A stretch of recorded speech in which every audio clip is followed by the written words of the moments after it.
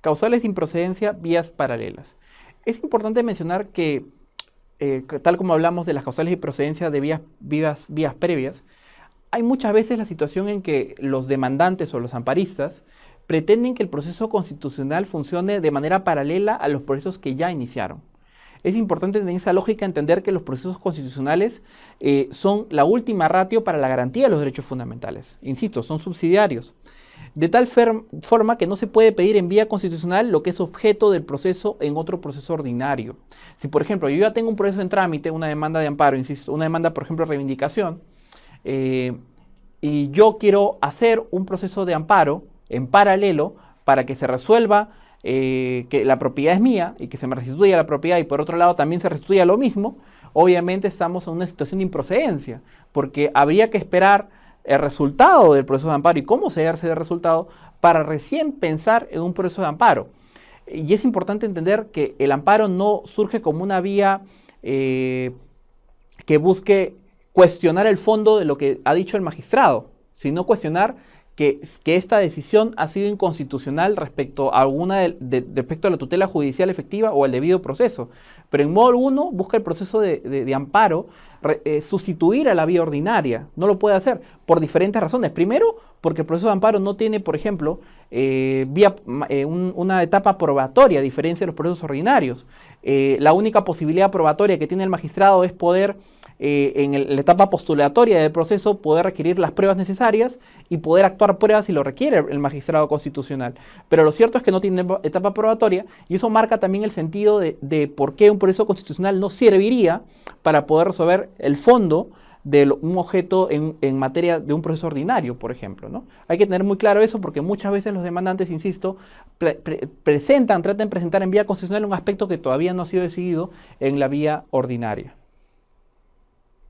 Medidas cautelares. También es importante entender que existe la posibilidad que los demandantes de un amparo puedan solicitar medidas cautelares de tutela urgente cuando una situación violatoria o de amenaza vaya a generar un daño irreversible en las personas. Es decir, si por ejemplo yo soy una persona que tiene VIH, de hecho ha pasado muchas veces esto, y yo solicito que la entidad del Estado, entidad de salud, me dé atención en retrovirales y yo no estoy y la autoridad me dice que como no estoy asegurado no puedo tener acceso a esos retrovirales, yo puedo presentar un amparo, obviamente, invocando el derecho a la salud, pero también planteando una medida cautelar para que cautelarmente la entidad de salud, en este caso, me dé preventivamente los antirretrovirales mientras dure el proceso de amparo principal. La idea es que tutelar o mantener que no se vaya a generar una afectación mayor de los derechos fundamentales, en este caso la vida y la integridad personal,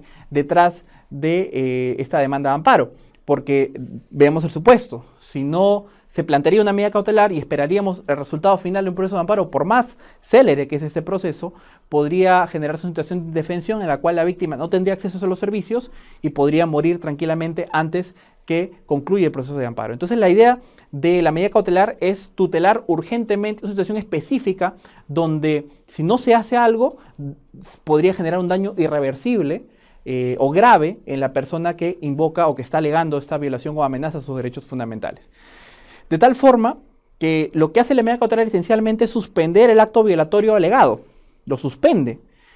O lo suspende en el caso de un acto violatorio o en el caso de una omisión, porque también un acto violatorio también puede ser cometido por omisión en el caso que la autoridad no brinde el servicio, puede ordenarse que dé el servicio mientras dure el proceso.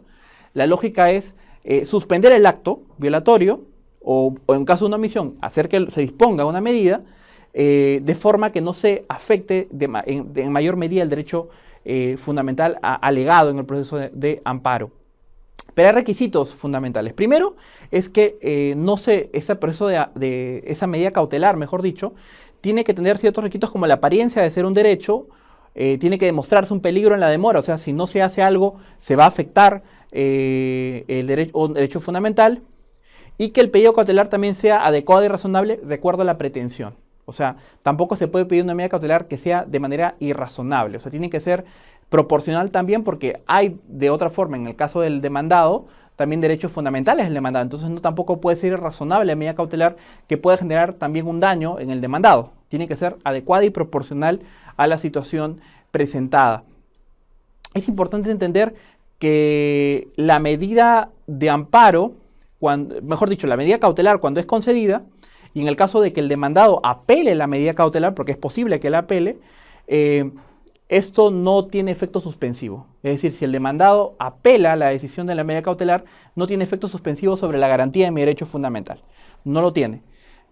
Salvo que se trate de normas legales inaplicativas, solo en ese supuesto.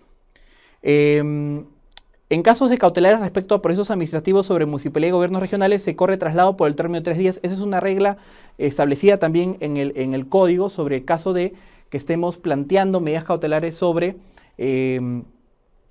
decisiones, mejor dicho, que hayan sido adoptadas por autoridades municipales o regionales.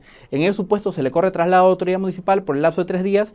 En 3 días ellos tienen que contestar la demanda y obviamente la medida cautelar igual se mantiene, pero es posible, mejor dicho, la regla es correr traslado al demandado en el caso de supuestos de gobiernos regionales o municipalidades. Muchas gracias.